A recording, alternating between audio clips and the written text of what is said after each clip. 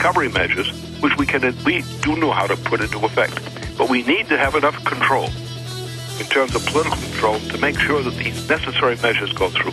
All right, Lyndon Larouche, please stay there. We got to go to break. Infowars.com is our website. We'll give you his when we come back. On the other side, Aaron Dykes will have some questions for him as well. Then your calls.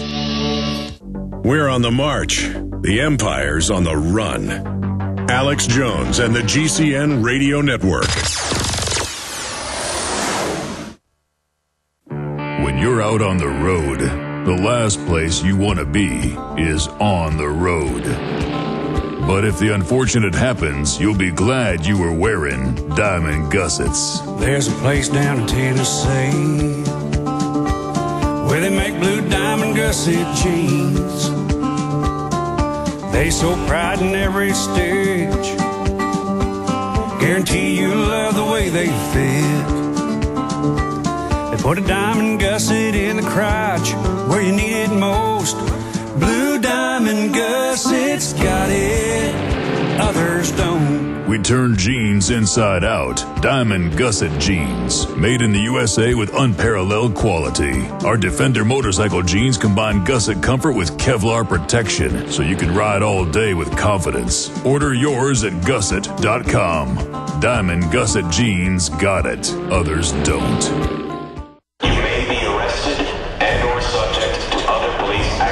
Tyranny is here. The grim future foretold in 1984 has become reality. It really says that the state is God. The United States is now recognized globally as one of the most oppressive police states on earth. This film conclusively proves the existence of a secret network of FEMA camps, now being expanded nationwide.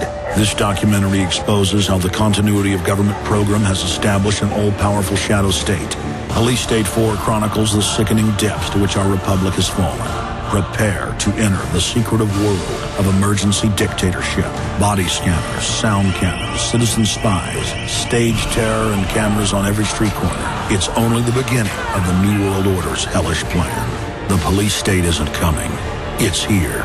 Secure your copy today at Infowars.com or see it online in the highest quality at PrisonPlanet.tv.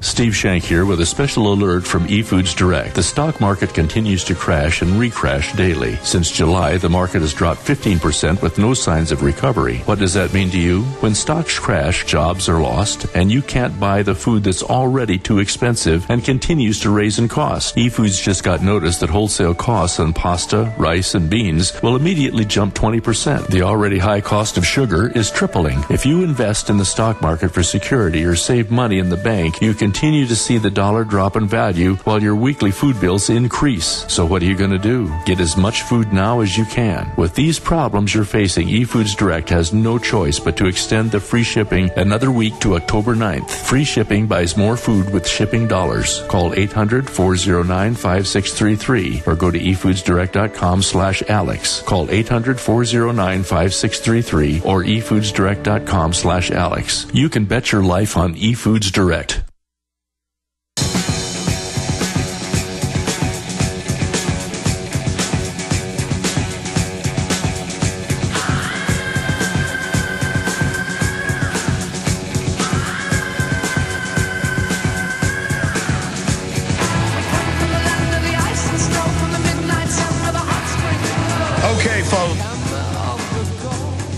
For a little bit more than I am going to Dave in Arizona, Gerald in Texas, Chris in Texas, Maureen in Virginia, Jason in Texas, and others for your comments and questions. Aaron Dykes is riding shotgun with us today. I am here in Dallas, Texas.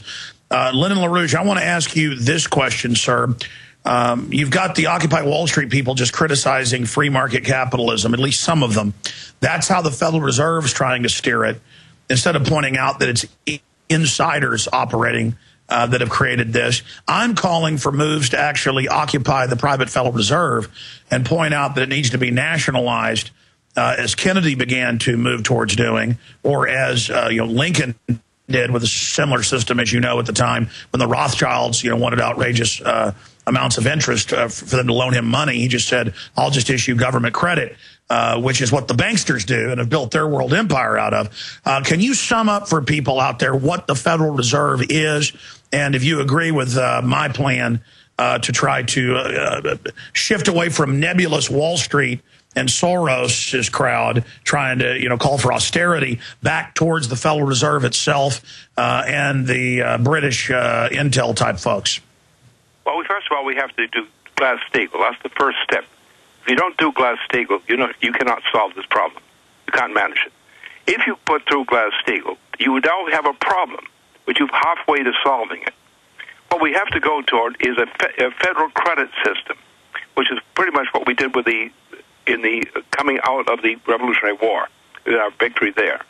It was built into the Constitution. Now, the system of national banks, the first and second national bank of the United States, were the instruments by which the United States was saved.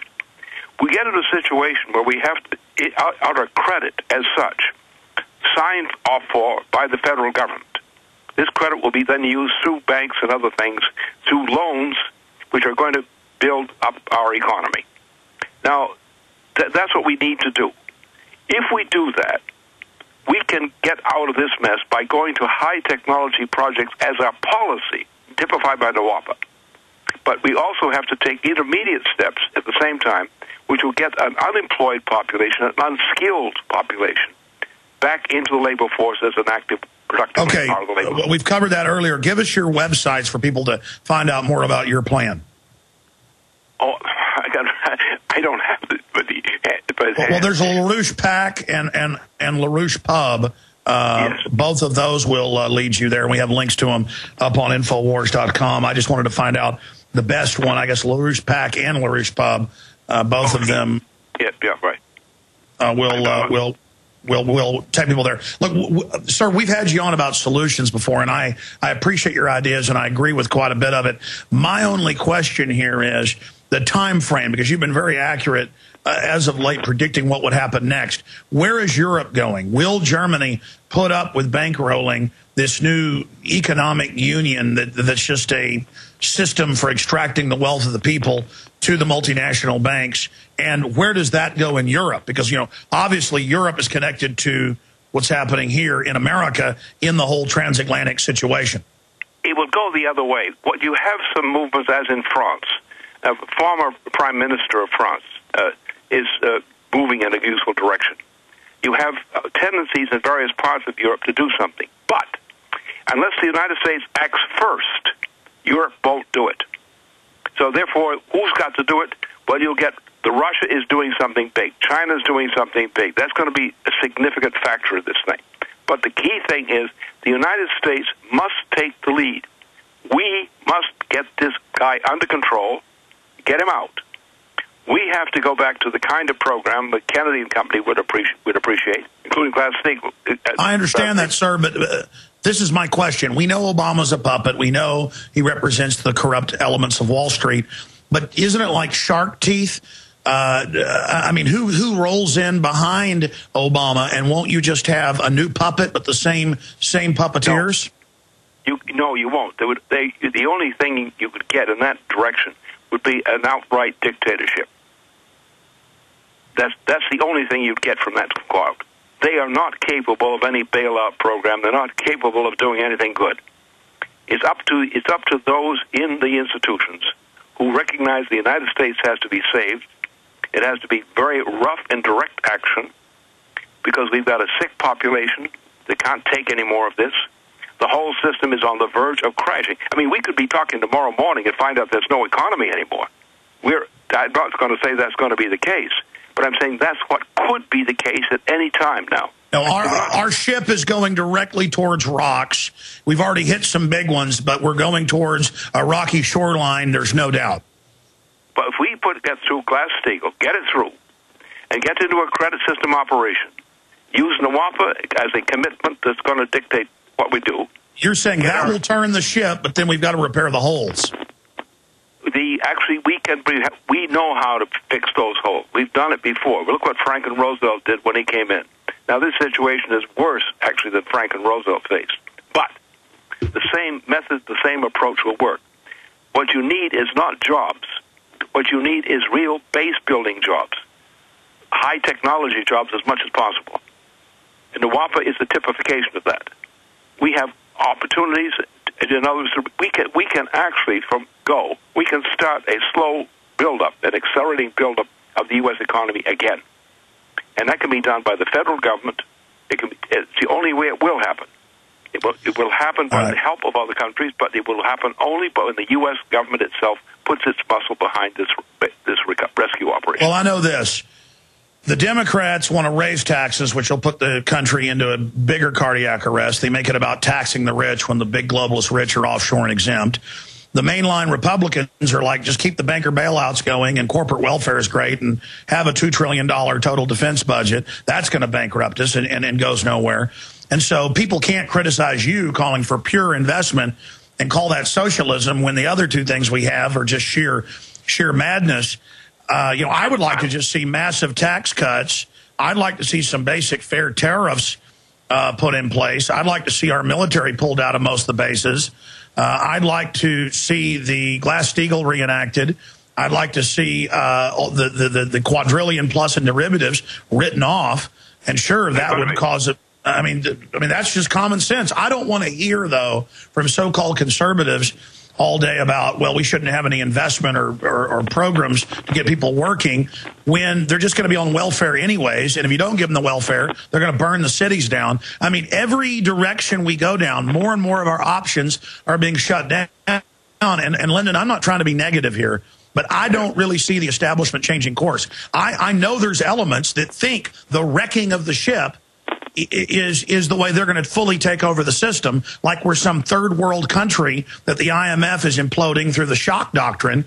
But I don't think you're going to have the same effect. This is not a third world country they're wrecking. When they wreck the U.S. and the euro, they wreck the entire globe, and we go into absolute hell, and we've got Israel running around talking about hitting Iran. I think they're going to try to start a big war. I think that's how they plan on getting out of this.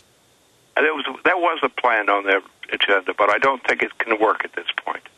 We are actually in a breakdown crisis. These guys who have been running this show have lost their nerve. They realize that they've got no bottom in their ship. And the question is, if we've got the leadership inside the United States of leading responsible citizens, especially some in the Congress who will come out, I think, under the proper conditions, will come out now and start to do the kinds of things that should have been done before. We have the agenda which can actually fix this problem. It's not going to be a miracle solution, but it will seem like a miracle to people who have been going down the road this way it's been going for the past years. We can actually rebuild this nation. We've done it before. We know how to do it. It's in the system. It's built into our system of government. And there's some options we have in the world at large. We can win. The question is, can we get enough people with the guts in leading positions, influential positions, to decide we're going to do it? We can save this nation. We can save it right now. And we don't have much time. I understand. Well, obviously, next week sometime, I'd like to get you back on when I'm back in studio to really go over your ideas for solutions. Then we're going to have some people on like Lou Rockwell to give a more Austrian economic view on it. But regardless, we know the direction we're going right now has got to be reversed. And I have studied history, and you're right. At the end of the war in 1798, hyperinflation, totally bankrupt. The system you're talking about got us out of it and worked quite well. Lincoln did something similar and funded a whole war off of what you're talking about. And then, that, of course, is why they killed him later. Regardless of what you think of Lincoln, the fact is that we know the way we're going is destructive. Aaron Dykes, in closing, I know you've been waiting in the wings there. Do you have any questions or comments for Lyndon Larouche? Then we're going to let him go and go to phone calls. Yeah, obviously I see the significance of bringing back Glass-Steagall, but I was wondering what he sees as the role of reining in globalism, because it would be very hard to bring any kind of industrial productive base back to the country when they're dedicated to shipping jobs overseas, the brain drain stuff that they facilitated. How do we fight that if it means ending treaties? I'm ready to start talking about that. Well, right now, reality is real money. I'm talking about money that's fungible. Real money exists only in the hands of national governments, including the United States. We may look poor, but all those bankers are bankrupt. All the big money guys are bankrupt. They're zombies. Yep. And therefore, the United States government, controls the ability of the government to create credit, federal credit. the mobilization of federal credit for getting the economy working again is the most powerful force on this planet.